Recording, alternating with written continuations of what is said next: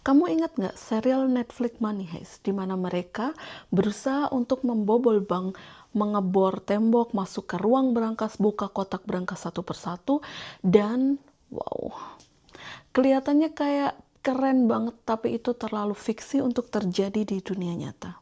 Tapi ternyata hal seperti itu bukan cuma ada di film. Itu kejadian beneran. Dan tempatnya bukan di negara yang kita bayangkan rawan, tapi di mana? Di Jerman. Hai, aku Ria. Ini ada apa di Jerman? Tempat aku cerita hal-hal yang lagi terjadi di Jerman. Dan cerita kali ini jujur aja bikin banyak orang sini merinding. Merinding dalam versi bukan karena takut hantu atau apa, tapi merinding karena kejadiannya kayak nggak masuk akal banget. Jadi akhir Desember kemarin, atau beberapa hari kemarin, sebuah bank di kota Gelsenkirchen dibobol.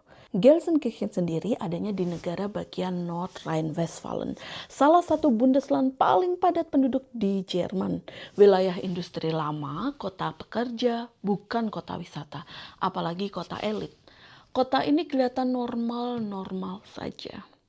Dan pembobolan bank ini diperkirakan terjadi di antara tanggal 26 sampai 28 Desember 2025, tepat di masa libur Natal. Nah, kapan ketahuannya? Ketahuannya baru kemarin tanggal 29. Ketahuannya baru kemarin tanggal 29 Desember pagi hari. Artinya, selama beberapa hari penuh nggak ada yang sadar kalau ruang berangkas bank itu sudah dijebol dan isinya dikuras. Nggak ada alarm sama sekali, tidak ada sirene, nothing. Bank yang dibobol ini adalah Bank Sparkasse. Untuk kamu yang tinggal di Jerman atau untuk orang-orang Jerman sendiri, Sparkasse itu adalah bank yang normal, banyak banget jenisnya di sini. Nah, bank ini juga punya citra yang aman. Bank yang dipakai orang tua, pensiunan, keluarga biasa. Mereka ini bukan bank spekulatif, bukan bank investasi agresif. Jadi bank yang standar-standar aja, bank normal gitu di Jerman. Banyak orang nyimpen tabungan hidupnya di sana, termasuk barang-barang berharga di safe deposit box bank. Nah, cara pembobolan banknya sendiri itu cukup unik. Bukan dengan cara maling seperti biasanya. Mereka nggak masuk lewat pintu, nggak merusak ATM, mereka nggak bikin keributan. Mereka masuk lewat garasi parkir yang posisinya berdampingan langsung dengan gedung bank. Dari garasi itu mereka mengebor tembok beton ruang bawah tanah. Yap, kamu nggak salah dengar. Temboknya dibor. Temboknya tebel banget, berlapis, dan bukan tembok tipis. Tembok di Jerman itu temboknya tuh tebel-tebel banget. Karena emang standar kualitasnya dan juga karena mungkin musim di sini. Jadi temboknya itu nggak kayak tembok-tembok di Indonesia yang tipis-tipis. Temboknya itu tebel banget. Dan karena ini tembok bank juga mungkin malah lebih tebel lagi.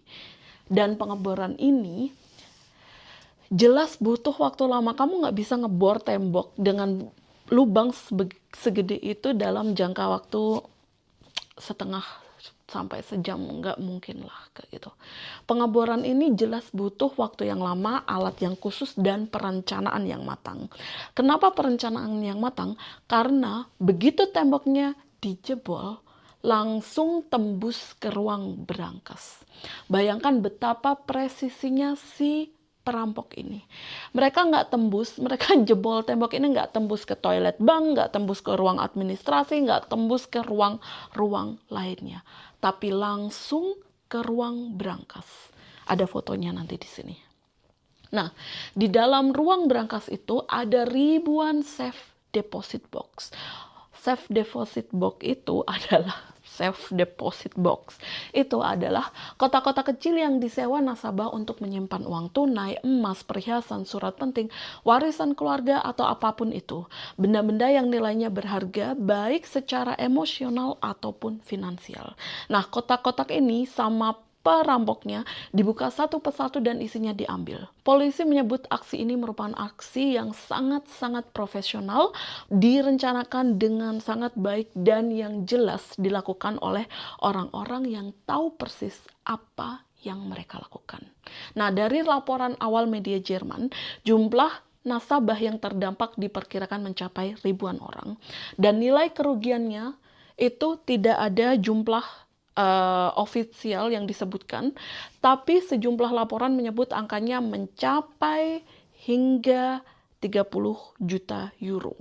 30 juta euro itu sekitar 500 miliar lebih lah, setengah triliun gitu. Kenapa tidak ada nilai pastinya dan cuma spekulasi saja?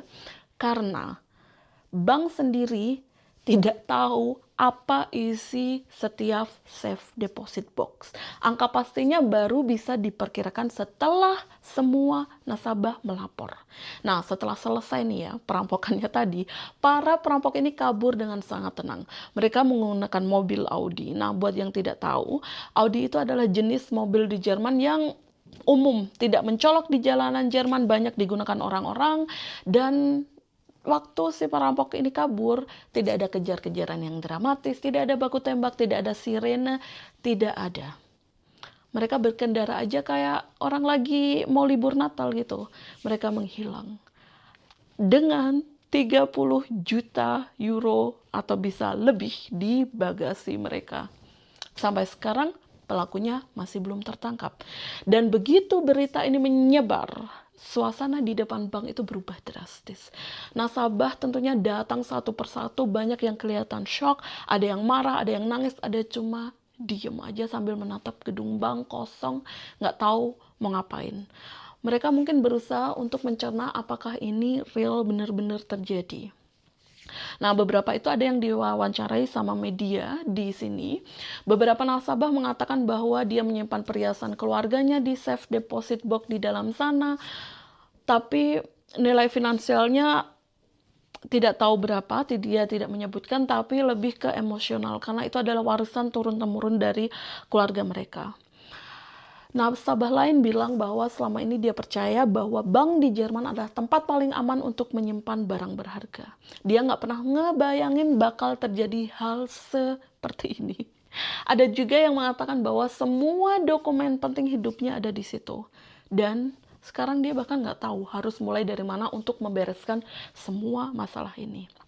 Nah, kalau lihat scene ini, aku tiba-tiba keingat Harry Potter yang Philosopher's Stone. Ketika berusaha mencuri si batu ini di Gringotts.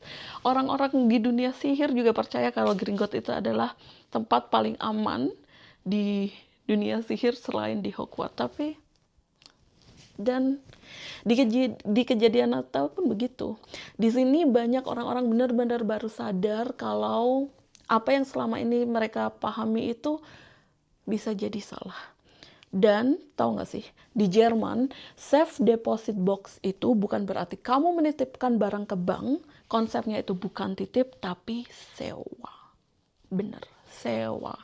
Bank hanya menyediakan ruang yang aman secara fisik, yang notabene di sini ruang berangkas mereka, dan bank tidak tahu apa isi kotaknya, tidak mencatat nilainya, dan secara hukum tidak otomatis bertanggung jawab atas isi kotak tersebut. Biasanya safe deposit box itu hanya dibuka dengan 2 kunci. Satu dipegang nasabah, satunya dipegang bank. Dan privasinya sangat tinggi. Tapi konsekuensinya juga besar. Karena bank tidak tahu apa isinya, mereka juga tidak menjamin nilainya. Jadi kalau terjadi pembobolan, bank biasanya mengatakan bahwa mereka menyediakan tempat, tapi isi kotak adalah tanggung jawab pemiliknya. Sekarang bayangkan, kamu udah usaha kerja keras atau kamu menerima warisan, berusaha menjaga warisan keluarga, kamu simpan ke tempat yang kamu pikir itu aman. Terus tiba-tiba semuanya lenyap gitu. Misalnya aja kamu kerja udah puluhan tahun, kamu nyimpan duit gitu. 100 berapa ya? 100 ribuan euro gitu. 30 ribu, 100 ribuan euro di safe deposit box. Dan terjadi pembobolan seperti ini. Kalau kamu nggak punya asuransi tambahan yang secara khusus mencakup isi safe deposit box kamu, uang itu bisa hilang seluruhnya. Nggak akan ada ganti rugi, mungkin ada, tapi minim sekali. Bukan karena bank jahat, tapi sekali lagi karena secara sistem dan hukum memang seperti itu aturannya. Jadi Jerman itu aturannya kayak semuanya ada, semuanya diatur. Dan ini yang bikin ironinya terasa makin kuat. Karena Jerman itu dikenal sebagai negara yang serba asuransikan. Rumah diasuransikan, isi rumah diasuransikan, mobil diasuransikan, sepeda diasuransikan, bahkan anjing pun diasuransikan. Tapi ini, safe deposit box itu tidak masuk otomatis ke perlindungan itu. Biasanya harus ada polis tambahan. Dan harus dilaporkan, harus disepakati sejak awal, dan banyak orang baru tahu dan benar-benar paham setelah ada kejadian seperti ini. Makanya kasus pembobolan bank di Gelsenkirchen ini bukan cuma soal pencurian besar dengan nilai puluhan juta euro, tapi ini juga mulai kayak trust isu masyarakat kepada keamanan bank. Soalnya di logika aja, betapa mudahnya bank itu dibobol dan tidak ada sirene, tidak ada alarm, tidak ada apapun. Padahal mereka percaya kalau ruang berangkas itu ruang teraman dan bank bisa menjaganya. Ternyata ternyata dibor begitu aja, nggak ada yang nggak ada yang sadar dan raib semuanya. Dan sekarang mungkin sedang terjadi isu kepercayaan masyarakat kepada bank-bank, banyak yang berusaha menarik atau mengambil safe deposit mereka, dan ya mereka nggak tahu mau simpan di mana lagi, mau percaya sama siapa lagi. Nah, dan setelah kejadian ini, banyak orang di Jerman mulai berpikir bukan cuma soal di mana mereka nyimpan uang dan barang-barang berharga mereka, tapi juga sejauh apa mereka benar-benar memahami sistem yang selama ini mereka percaya. Untuk kelanjutan kasusnya bagaimana? Nggak ada yang tahu. Karena seperti yang aku bilang, para perampoknya itu menghilang bersama Audi dan aset-aset berharga milik orang lain. Sampai sejauh ini masih tidak ada perkembangan yang disampaikan secara publik di Jerman, jadi stuck di situ aja. Sejauh bank dibobol dan semuanya lenyap. Ada beberapa foto dan fotonya itu kayak wow. Foto si ruang berangkas yang ditinggalkan berlubang dengan bekas bor. Bayangkan. Terima kasih sudah mendengarkan Ada Apa Dengan Jerman episode pertama. Kalau misalnya kalian ada ide mau dibahas yang kayak gimana, kasih tahu aku di kolom komentar. Terima kasih semuanya. Bye-bye di episode kedua. Sehat-sehat.